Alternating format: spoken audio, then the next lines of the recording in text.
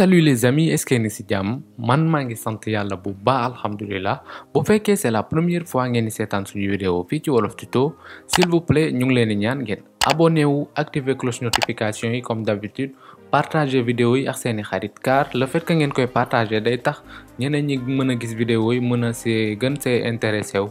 Voilà léegi nag tey dañ leen di wan nan la ñuy créer compte Trust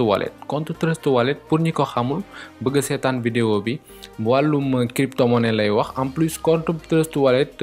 dafa nekk loo xam ne foofu ngay denc sa xaalis maanaam crypto-monnaie foofu nga ko mën a denc parce que crypto-monnaie ci ay wallet lañ koy denc voilà comme ay MetaMask ay Trust Wallet ay Binance et cetera d'ailleurs def naa benn vidéo nan la ñuy créer compte Binance ak vérification compte Trust Wallet nag portefeuille libre la amul ay vérification d'identité et tout ça mais am na sécurité car da ngay am ay mots clés du coup nag mots clés yooyu ñu lay jox yooyu c'est confidentiel pour yow dong la yow mi moom compte bi amoo droit partager ko keneen sinon boo ko partager keneen kooku day am accès total ci compte bi mën na récupérer crypto-monnaie yëpp te ñëpp xam nañ ni crypto-monnaie ku ko dégg monnaie cryptée la te crypté ku ko dégg xam ne mooy wàllum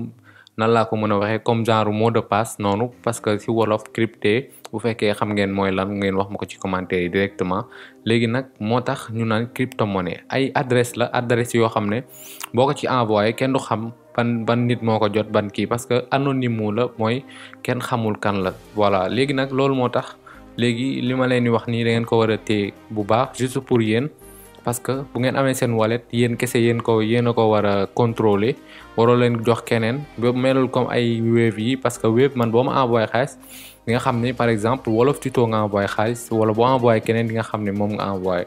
problème bu ci am di ngeen am koo ko mën a gérer mooy assistant Wave mais crypto-monnaie demeewul noonu dafa doon loo xam ne par exemple boo juumee envoyé ko kenn c'est-à-dire que perte nga ko moo tax ñi siy nekk ñëpp dama leen di wax souvent ngeen vigilant balaa ngeen di envoyé nit adresse vérifier leen adresse bi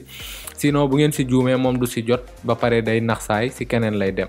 léegi nag moo tax ma ne leen il faut toujours rester vigilant encore et encore tey leen jël seen temps bu ngeen di def ay transactions envoyé ak yooyu bu ngeen di copier aussi seen adresse yi xool leen ban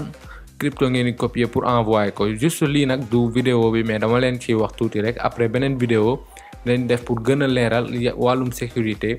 pour seen wallet yeeg looyu noonu léegi nag du coup tey dañ leen di wax nan la ñuy def ba créer compte Trust Wallet application Trust Wallet bi nag am na ci iPhone am na ci Android ci ñaar yëpp la am alors amul benn problème ci entre iPhone ak Android tey du coup nag tey directement nañ dem ci vidéo bi wan leen nan la ñuy créer compte Trust Wallet. ok gars yi moo xam nga nekk ci téléphone Android maanaam Samsung yeeg Tecno yeeg ak ñoomi seen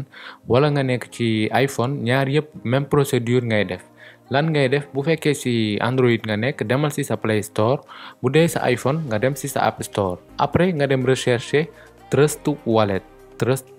Wallet comme ni ma ko bindee nii Trust Wallet gis ngeen ci kaw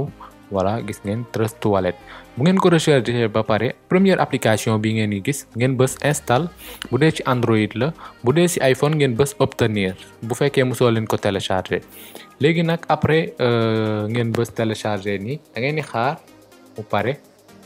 am de ma wàññi luminosité bi téléphone bi bouton bi dafa sensible trop moo tax li ma koy fay vraiment dafa bari du coup nag bu ngeen pare ngeen installer application Trust Wallet bi xool leen bu baax c'est très très facile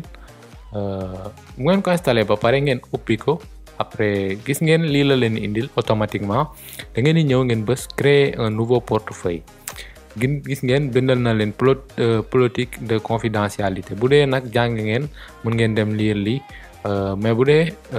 comprendre leen bind yeeg yooyu noonu dem leen directement ngeen bës j'ai lu et j'accepte bu fekkee lire ngeen conditions d'utilisation yi ngeen lire ko après loolu yëpp da ngeen di bës continuer fii nag da ngay créer sa mot de passe boo xam ne doo ko fàtte pour ba nga xam ne booy tijji application bi di ci dugg moom la lay laaj ñun nag comme que juste ay test nii la ñuy def dañuy utiliser suñu mot de passe par hasard par exemple dañuy def 2022 mois de juillet lañ nekk 07 2022 07 wallet bi may créer dama koy créer juste nii pour wan nit ñi mais en réalité duma ko utiliser après dama koy bàyyi noonu. Après ngeen bës continuer bu ngeen sélectionné yëpp gis ngeen fii nag jox na leen mots yi foog nga dem copier ko fenn da nga koy bës copier nii après nga dem coller ko fenn nga denc ko nag bu baax wala nga bind ko ci këyit wala nga denc ko ci clé USB. wax nañ leen bu leen ko partager gis ngeen phrase bi bu baax ne partagez votre phrase, ne partagez pas votre phrase. Si quelqu'un a votre phrase secret, il aura le contrôle total de votre portefeuille. Maanaam daal koo partagel mooy nii ngeen gis ma wan leen nii ci kaw koo ko partagel man bu ma jëloon yi par exemple bu ngeen ko dugalee da ngeen di gis même mooy nii da ngeen di gis sama wallet kii ma fa dugal token yi ak xaalis bi ma fa dugal yëpp mais mooy yi nii nag kenn xamu ko yow rek yaa ko xam. léegi nag après loolu da ngeen di bës continuer léegi nag ngeen bind même mot yooyu noonu ñu leen laaj fee.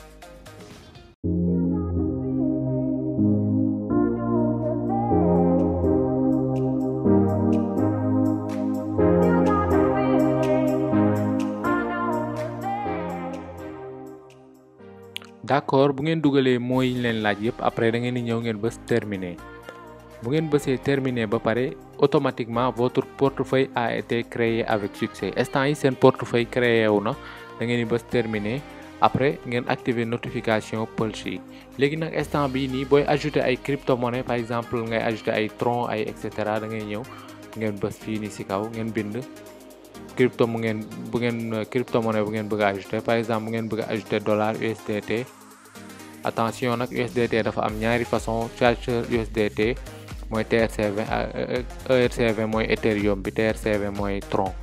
léegi nag TRC20 moom la ñu ëpp lu ñu utiliser moom ngeen ajouter. voilà léegi nag lii étape pour créer compte Trust Wallet kese la yeneen étape bu vidéo yi nag dina ñëw lu ngeen xamul laajte leen ko directement ci commentaire yi comme ça ñu mën cee def vidéo. merci on se retrouve à la prochaine.